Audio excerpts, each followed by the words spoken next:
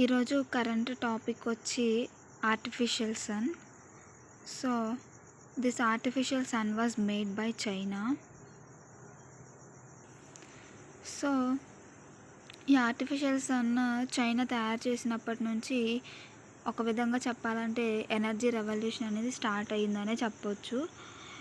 ఇంకా ఈ artificial sun అనేది ప్రొడ్యూస్ చేసే హీట్ ఒరిజినల్ సన్కి 8 times డబల్ ఉంటుంది అన్నమాట.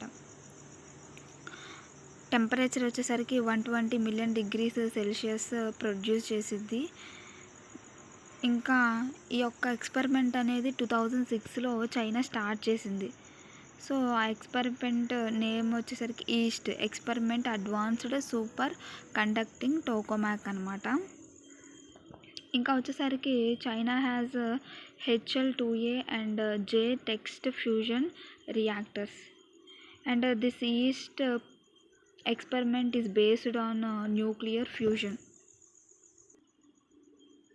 So fission also produces a large amount of energy, but it will be in waste manner, and fusion also releases more energy, but it never waste and it will be useful, and fusion is always safer than fission. So ఇదే విధంగా south కొరియాలో కూడా K-STAR అనే ఒక artificial సన్కి సంబంధించి nuclear fusion మీద తయారు చేశారనమాట. K-STAR 2020లోనే స్టార్ట్ చేశారు. ఇంకా ఇది ఒక 100 million degrees Celsius టెంపరేచర్ని ప్రొడ్యూస్ చేయగలదు. ఇంకా చైనా వాళ్ళు 2018లో ఫస్ట్ ఆర్టిఫిషియల్ సన్ని తయారు చేశారు. ఇదే ఈస్ట్ డివైస్ అనమాట. 100 million Celsius టెంపరేచర్ని రిలీజ్ చేసింది. ప్రజెంట్ వచ్చేసరికి 120 million టెంపరేచర్ని రిలీజ్ చేసింది. This is second artificial sun which was made by the China. And ఈ 120 million degrees Celsius టెంపరేచర్ని రిలీజ్ చేసిన ఈ యొక్క సెకండ్ ఆర్టిఫిషియల్ సన్ యొక్క డివైస్ వచ్చేసరికి HL2M మెషిన్ అనమాట.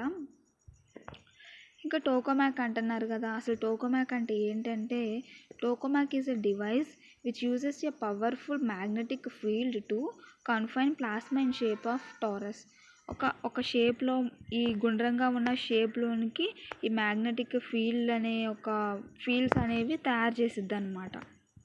అక్కడ నుంచి హీట్ అలా తిరగడం వలన ఒక హీట్ అనేది ప్రొడ్యూస్ అయ్యిద్ది అనమాట.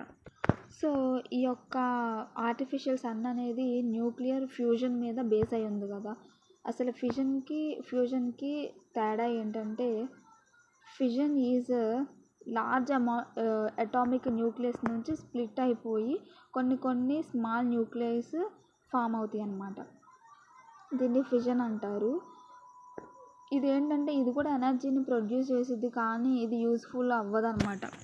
ఎనర్జీ పరంగా అయితే యూజ్ అవ్వదు. అదే ఫ్యూజన్ అనుకో, ఫ్యూజన్ వచ్చేసరికి కొన్ని లైటర్ న్యూక్లియస్ కలిసి ఒక న్యూక్లియస్గా ఫామ్ అయ్యిద్ది అనమాట. దీనివల్ల ఏంటంటే కొన్ని చిన్న ఎనర్జీస్ కలిసి ఒక పెద్ద ఎనర్జీగా మారిద్ది అనమాట. సో దానివల్ల ఏంటంటే ఎనర్జీ ఒక్క చోటకే ఎక్కువ చేరడం వలన it will be useful, and this is known as fusion process. So fusion is a combination of atomic nucleus అనమాట. ఫర్ ఎగ్జాంపుల్ ఈ యొక్క ఆర్టిఫిషియల్ సన్కి యూజ్ చేసింది డ్యూటీరియం ట్రైటియం కలిసి ఒక హీలియంగా ఫామ్ అవుతాయి అనమాట. అదే న్యూక్లియర్ ఫ్యూజన్ ప్రాసెస్ అనమాట. ఇంకా ఈ యొక్క బెనిఫిట్స్ వచ్చేసరికి లార్జ్ అమౌంట్లో ఎనర్జీ సప్లై చేసుకోవచ్చు, and this is eco friendly, there is no harm to environment, and it is completely safe, and it may be decrease the fossil fuels which are using by the humans for industrial purpose, and electricity కూడా పెంచుతుంది అన్నమాట. మనం చైనాలో national లెవెల్గా China వాళ్ళు east అనే దాన్ని తీసుకొచ్చారు కదా 2006లో. సేమ్ ఇంటర్నేషనల్ లెవెల్లో ఈ యొక్క న్యూక్లియర్ ఫ్యూజన్ మీద ఆర్టిఫిషియల్ సన్ని తయారు చేసి ఎనర్జీ ప్రొడ్యూస్ చేయాలని ఒక థాట్తో 2007 24th Octoberలోని స్టార్ట్ చేశారనమాట. అదే ITER, international thermonuclear experimental reactor. దీని యొక్క హెడ్ క్వార్టర్స్ వచ్చేసి ఫ్రాన్స్లో ఉంది. ఇక టోటల్గా this is a collaboration of 35 countries అనమాట. మెంబర్షిప్ ఉంది అందులో. కొన్ని ఇంపార్టెంట్ కంట్రీస్ వచ్చేసరికి 7 ఉన్నాయి. అవి China, European union, Japan, India, Russia, south Korea and US. ఇంకా ఇవన్నీ కలిసి కొన్ని ఎక్స్పెరిమెంట్స్ అనేవి చేస్తున్నాయి అన్నమాట ఫ్రాన్స్లో. అయితే దీని యొక్క మెయిన్ మోటో వచ్చేసరికి ఎనర్జీని క్రియేట్ చేయాలి. ఈ యొక్క ఫాసిల్ నుంచి తీసుకోకుండా ఫ్యూయల్ అనేది కానీ ఇది ఏదైనా కానీ ఎనర్జీ కావాలి కదా. ప్రజెంట్ ఇండస్ట్రీస్ కానీ దేనికైనా కానీ ఒక ఎనర్జీ మనం కావాలి. అది ఒక ఎకో ఫ్రెండ్లీగా ఉండాలి, కానీ ఎన్విరాన్మెంట్కి అగనెస్ట్గా మనం ఏది చేయకూడదు. ఇంకా రాను రాను మనకి చాలా ఎనర్జీతో పని ఉంటుంది కదా.